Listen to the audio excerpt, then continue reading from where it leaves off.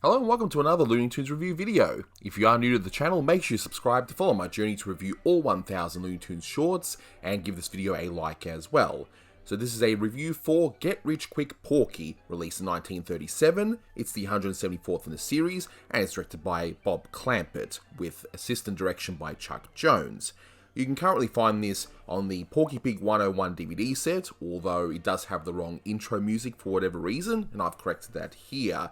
But it's also in the public domain, so there you go. And because it is in the public domain, I'll have the full cartoon playing straight after this review. But for the sake of consistency, I'll just let you know what this is all about. So you've got a swindler trying to look for his next bunch of suckers, as you can see right here. You've got Porky and Gabby. Now, Porky's trying to do the sensible thing, but he ends up being roped into a scam by the swindler. And of course, they eventually find out that the oil he's peddling is, well, one giant scam. Now, there is an audio commentary that I've kept up because it is under the public domain, but I wanted to do these as reviews as well because, let's face it, after watching so many Looney Tunes after this one, I think it'd be a good idea to revisit this because I actually quite like this one. But thanks to my good friend Blue Genocide, he's done a remix of that commentary, again to keep things consistent with what was previously done. And after that, you'll hear my new points of view on this short and any further observations. And after that, you'll get the full cartoon as well from my own personal collection, where I've actually upscaled it to HD quality. Is it perfect? No. This cartoon desperately needs a proper scan from the elements. I don't know what happened here, but I still think it looks better than what it did on the DVD. Plus, it's got the original music too, so enjoy. So, this particular cartoon is notable for two things. One, it's the third and final appearance of Gabby Goat. It's quite clear the character wasn't going to go anywhere. They were going to use him in one more cartoon, but they changed him, and I'll let you know which cartoon that is once I get up to it. And in this one, Gabby's voiced by Cal Howard, whereas in the previous two, he's voiced by Mel Blanc. Porky, of course, Mel Blanc, of course, does the voice of Porky, and Earl Hodgins does the voice of the oil hustler, and I just love his delivery of the hustler. It's such a fantastic delivery. Now, when it comes to this sort of cartoon, so this is the last cartoon done at the Iwerks studio, before they went back to do this, before Bob Clampett went back and to do his cartoons in-house at the Schlesinger studios. And so that's why you might see that there's some, I guess, more rubber hose type animation here and there, but still a Clampett cartoon through and through with some of Chuck Jones's sensibilities, which I'll point out soon. And music-wise, you know, we got some tracks that are definitely becoming Looney Tunes staples, like With Plenty of Money and You, She Was an Acrobat's Daughter, We're in the Money, and I've Been Working on the Railroad. So those are pretty recognizable, especially if you've been watching Looney Tunes for the longest time. And the song Queer Antics plays while the dog picks up the bone as well.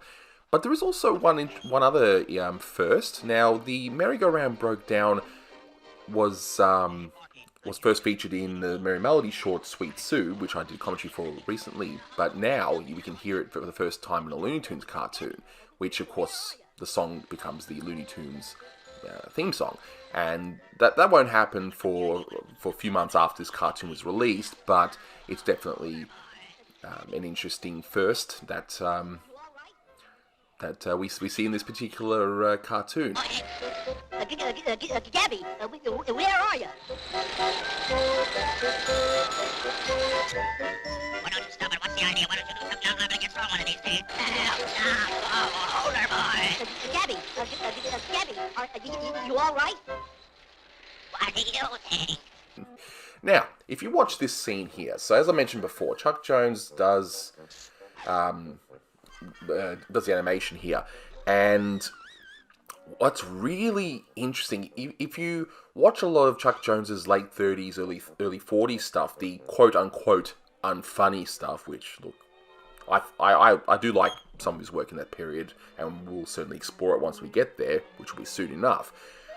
But if you are familiar with those shorts of that period, tell me that this scene right here is not unlike a Chuck Jones short of that period. It's got all of his sensibilities. It's as though Bob Clampett said to Chuck, look, can you do this scene for me? Because at the time, as my good friend Austin Kelly, who's given me wealth of information as usual, has said that Clampett was writing his own material at this time, so maybe he was just doing so much that he's just deferred this scene for Chuck to do, and it just screams Chuck Jones of that period. But let me know if you agree with that or not, but that's just my little observation there. Because growing up, this was one of the cartoons I watched over and over again in a redrawn, colorized, poorly colorized, I should say, version on a worn out public domain videotape. So even seeing it in this state, where it's not even the greatest restoration, it's still a revelation, because you can see the animation so much better versus all that really choppy and just downright poor quality of the redrawns. So what do you guys think of this cartoon? Look, this one's definitely a childhood favorite. I watched this one to death, but to see it even in its not quite restored state like this is definitely a revelation, and it's like watching the cartoon again for the first time. I think the gags are solid. It's not the greatest Porky ever made, and I think once Clampett gets back to the Schlesinger studio, then things really do, of course, pick up for Clampett's stuff, which I'm a huge fan. I'm definitely can't wait to explore some of the really wacky stuff that will come out from his particular unit, both later on in 37 and in 38. Now, what's really interesting is that an Animators Draft has been found for this cartoon, which is kind of unusual because most of the Animators Drafts in existence are actually for Bob McKimson's cartoons. So to have one, even for one from Clampett, and especially one from the 30s, is extraordinary. And according to that draft, the original title for this cartoon, or at least the working title, was The Oily Bird Gets Porky, which is a play, of course, on The Early Bird Gets the Worm. I kind of prefer Get Rich Quick Porky. It's more simple, but still, it's an interesting find, and because most of that stuff just got thrown away, I know with the original cells, they kept on reusing the cells, and, because Schlesinger was, a bit of a cheapskate, and I didn't think there was any value in that sort of stuff. So again, to see that sort of thing turn up is incredible. Seeing this cartoon again, it just amazes me just some of the details that I remember constantly when watching this. I mean, first of all, I just love the Swindler. He's such a great design character. I mean, he's a stereotype, but hey, it's fun. And I just love the voice too. It's incredible. Upon you indeed. I'm just the man you want to see. My car, gentlemen. Honest John Gusher, the fortune builder. Now, step right over here, gentlemen. That's it. Right over here, behold the greatest investment. But it's also interesting how there was no real clear direction for Porky. It's similar to how Bugs Bunny, later on, in the 3 different units, he would be portrayed differently. And honestly, it's no real difference here, because you got Porky, in the Avery unit, you got Porky now in the Clampett unit, and of course in Tashlin's unit, in Tashlin he seems to be more like a boy, and here it seems to be a boy that's also an adult. I don't know, he seems to have a lot of money, well, a lot more than I would have had as a kid anyway. Now, I've already mentioned about the Chuck Jones's scenes with the dog and the gopher here, but I also wanted to point out that Chuck Jones himself has pointed out that, Disney were king, and who else would you look up to at this point of the decade when it comes to animation? Because, Disney were king. So it's quite clear that he would have seen a lot of the earlier Pluto shorts, or at least a lot of the early Mickeys, I should say, and a lot of those were animated by Norm Ferguson, and the personality animation was quite groundbreaking, and there's no doubt in my mind that Chuck would have been influenced by Norm Ferguson's animation, and it's plain to see that you can substitute Pluto here for this dog, and you'd have the same outcome, really. Now, does that mean it's bad? Of course not, but hey, the masters have got to start somewhere, right? And of course, we end the film with some wild hijinks, and really, this is the only crazy part of this Clampett short, which, it's quite tame compared to what he would eventually do, but hey, you gotta start somewhere. Similar to Chuck Jones animating that dog, well, this is how Clamper got his start in terms of craziness, especially with that butt joke. But in terms of rating, nostalgia does play a part in it, so I'm giving it 8 out of 10, and yeah, I quite enjoyed this short.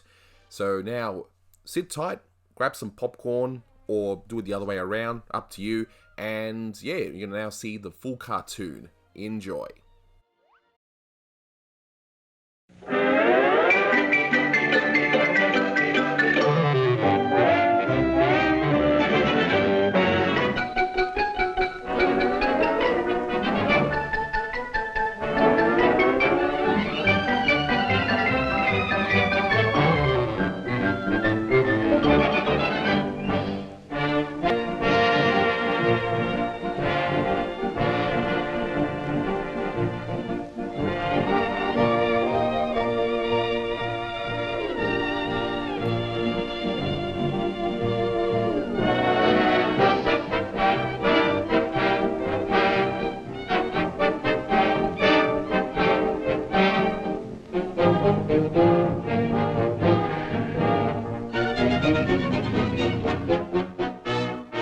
Hey, Chief, where do I deliver this Earl? Right around here, my good man.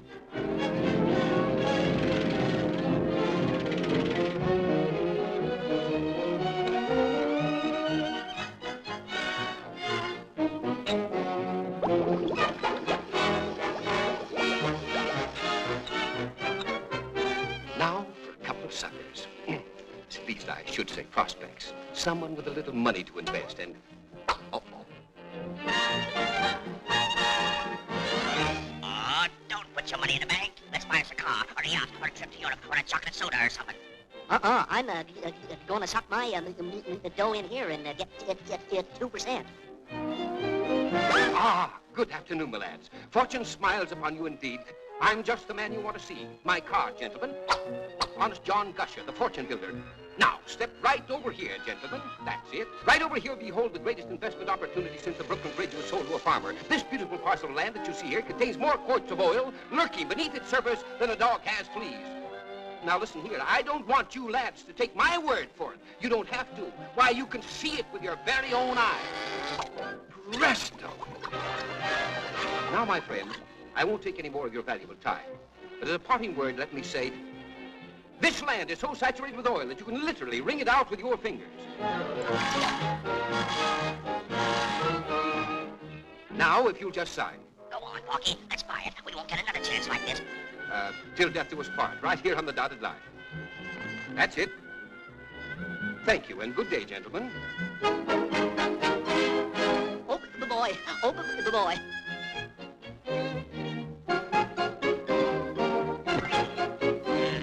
This looks like a good spot, but I guess we'll turn about it. Yeah, Mister. Porky, look! Oil!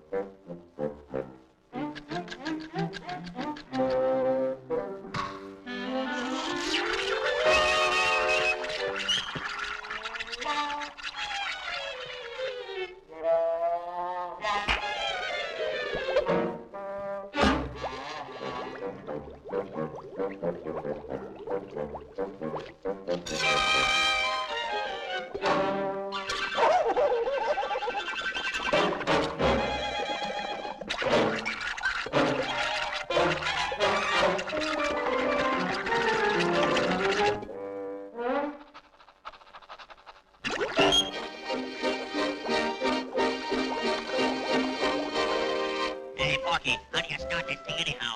Hey, what's that?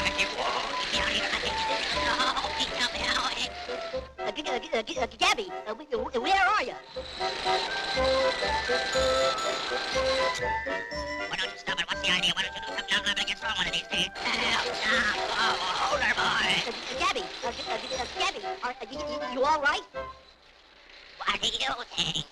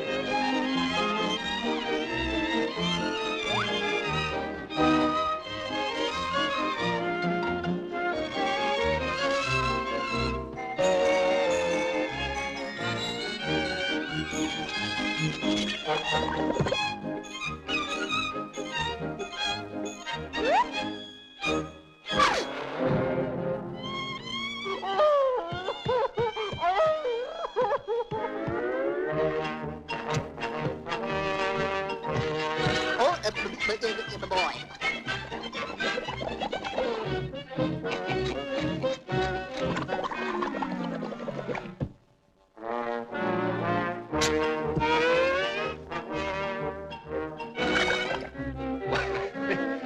What's the matter, sonny boy? You aren't discouraged, are you? You're just a crook, and I want my money back. Well, now, if that's the way you feel about it, you just give me back that deed, and I'll give you this nice, crisp $1 bill. And we'll consider the matter closed.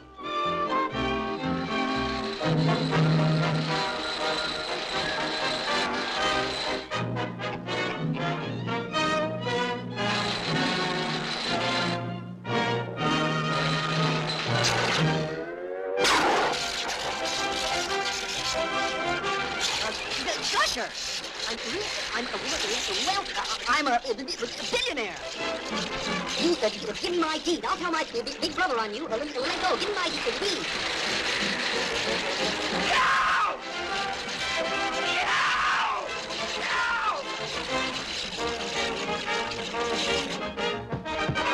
Got it. Look, Gabby, I got the deed.